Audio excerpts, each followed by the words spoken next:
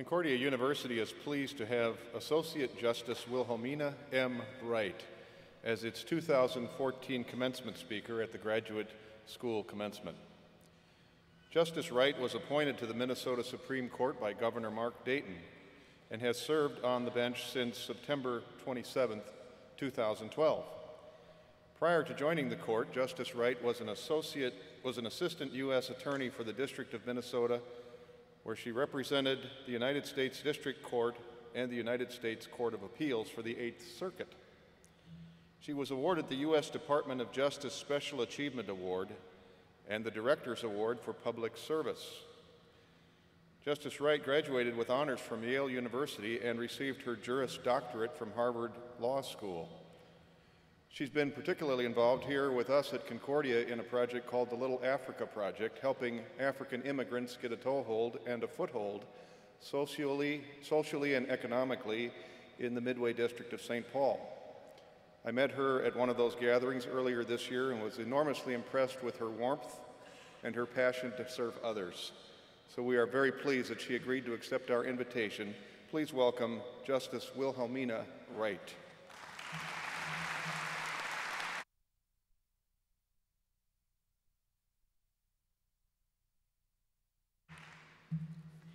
Thank you so much, President Reese, for that very warm welcome and introduction. To you, President Reese, Regents Evans and Leslie, members of the faculty of Concordia University, veterans and service members who are graduates, as well as those who are here supporting graduates, family members, guests, and most importantly, members of the graduate school class of 2014.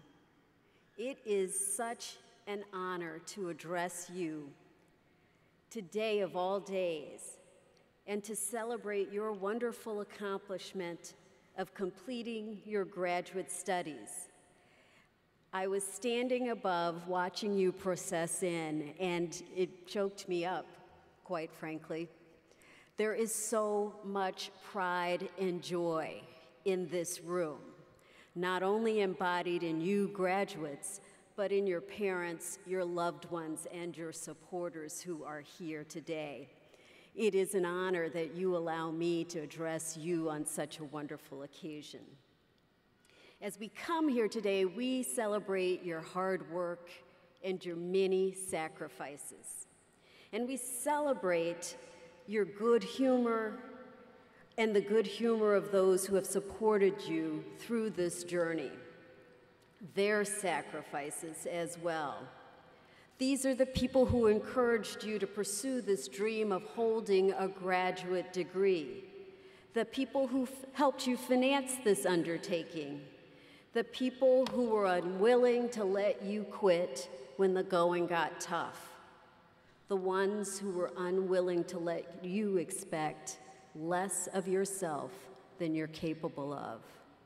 And these are spouses and loved ones, their parents and siblings, children, other relatives, teachers, mentors, bosses, and friends. They are beaming, and with good reason. Everyone here knows that pursuing a graduate degree is not a solitary pursuit. And graduates, while gaining the specific expertise in your discipline, may have seemed like a solitary pursuit. You know that but for your supporters and their encouragement, the very luxury of engaging in a challenging graduate education would have been beyond your reach. Now, I love graduation ceremonies. It's a true confession of mine. My brother and I grew up on a college campus in Norfolk, Virginia, and every May we attended commencement exercises with my parents. I love the academic regalia. I love and remember playing dress up in my parents' academic gowns. My brother and I would reenact all of the pomp and ceremonial aspects of the day after we got home from the commencement ceremony. A broom would be the school's mace, A necklace circa 1966 would be the school's medallion. And after the procession, my brother would be the president of the university. He was older and he got all of the speaking parts. I would be the celebratory graduates and their family members. I, of course, had a flair for the dramatic. Now, counting both the actual ceremonies and the ones that I participated in our basement, I dare say that I have attended more commencement exercises than many of the most seasoned members of the faculty here. Yet commencement ceremonies are never routine. They are always uniquely joyful and proud moments.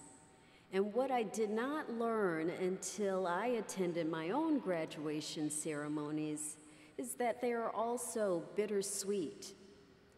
At the same time that we celebrate the accomplishments of successfully completing a challenge, we say goodbye to people who have been instrumental in that success, who have sharpened our thinking, shaped your values, strengthened your resolve, and in many instances identified your talents before you recognized them yourself.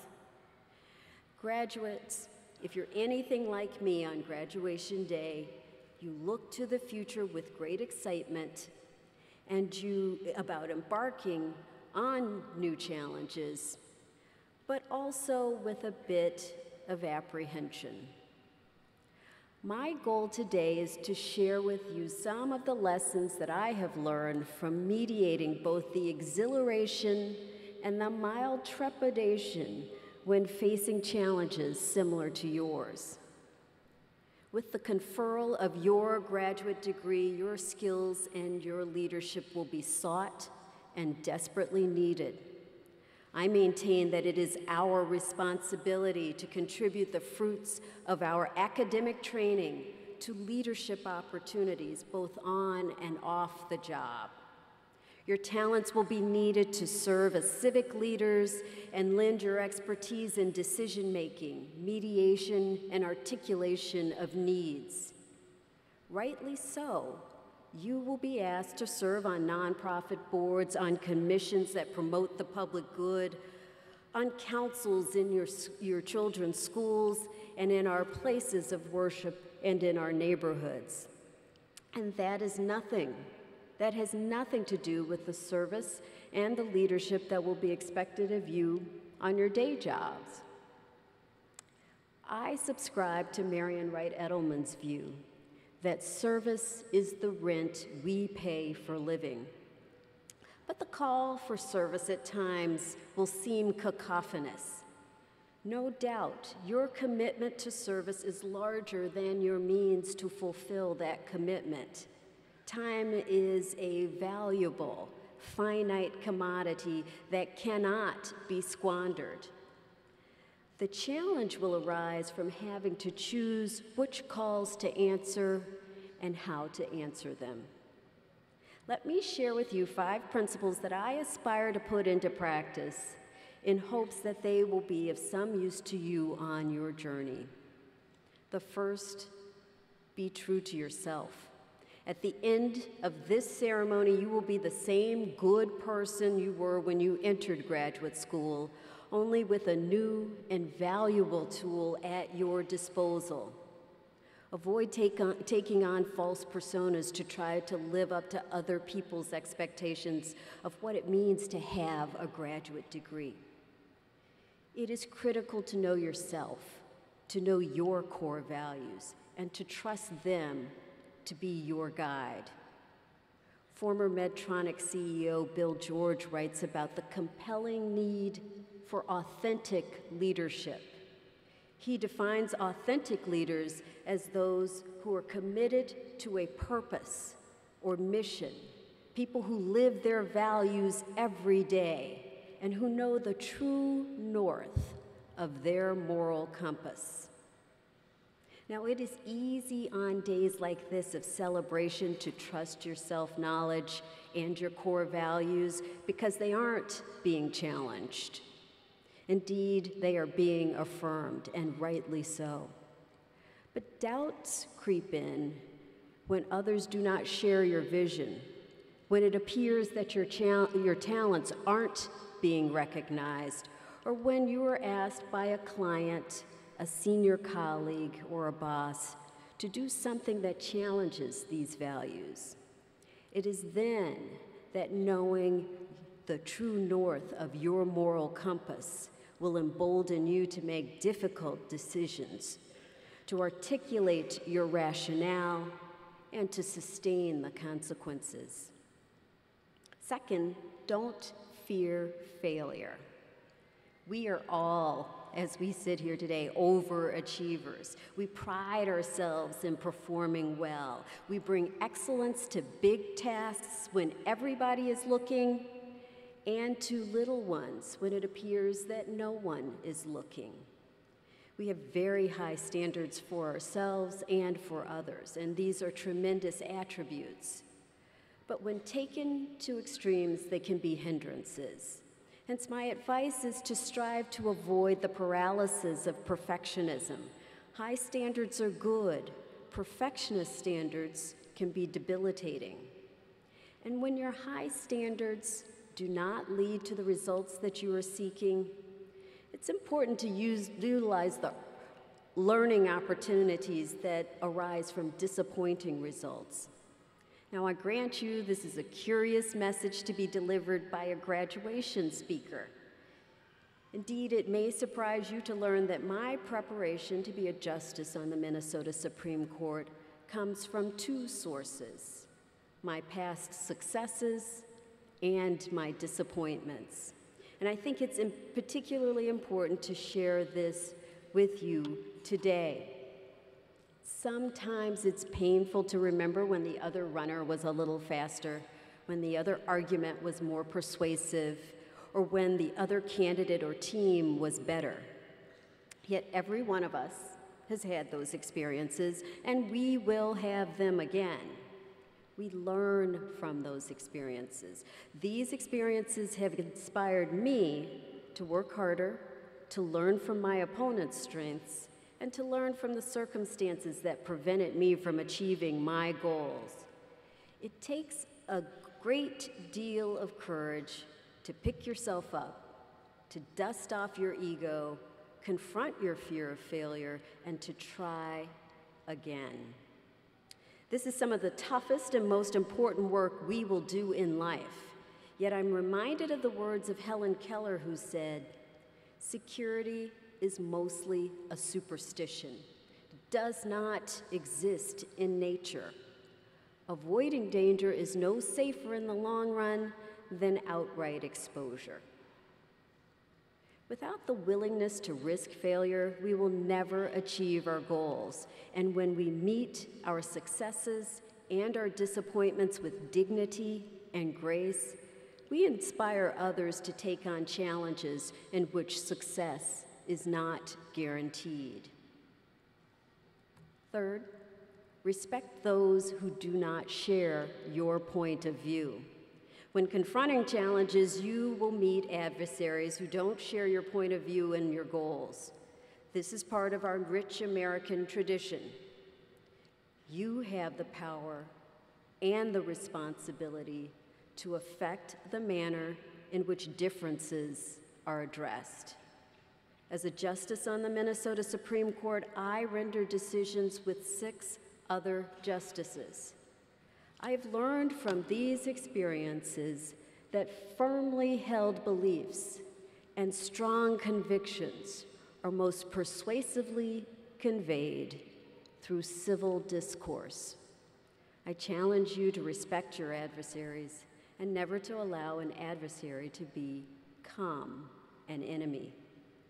Remember the humanity that you share. Be prepared to find common ground.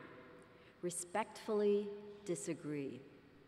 To function optimally, our society requires a mutual commitment to the highest level of civility and integrity. 4, lift as you climb. Through your educational and your life experiences, I dare say you have experienced firsthand the value of a good mentor. As you graduate and move on to this next phase of your life, be mindful of the rich experiences and practical wisdom that you have to share with others. Like it or not, you are a role model. We all know role models are essential, not to put them on a pedestal to serve as a measure for what we have not achieved. Rather, role models inspire us by the very presence of their humanity in the midst of accomplishing a difficult task of leading a successful and balanced life. Continue to embrace the responsibility of being a role model. You don't have permission to hide your light rather than sharing it with others. Remember, to whom much is given, much is expected, and dare I say, much is required. That is true for all of us gathered here. Yes, sometimes it means longer days and longer hours devoted to others that otherwise would be your time. We make this choice to give back in harmony with our business and professional imperatives, not in spite of them. At the same time, we give back ever mindful that we can never repay the acts of kindness that have gotten us to where we are in this world and have led to our success and good fortune.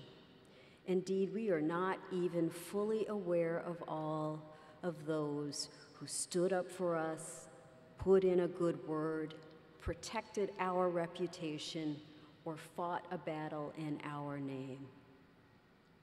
5, celebrate. Finally, I urge you to celebrate your successes. This ceremony and all the festivities that will follow with your family, your loved ones, your friends, your mentors, demonstrate the value of gathering with those who have supported you and shared in your sacrifices. This recognition of our own achievement and expression of gratitude to your personal board of directors should be an important ritual throughout your life. Our lives are busy. Our work is hard. Often by the time we learn of our successes, we've moved on to the next challenging project and are facing the next deadline.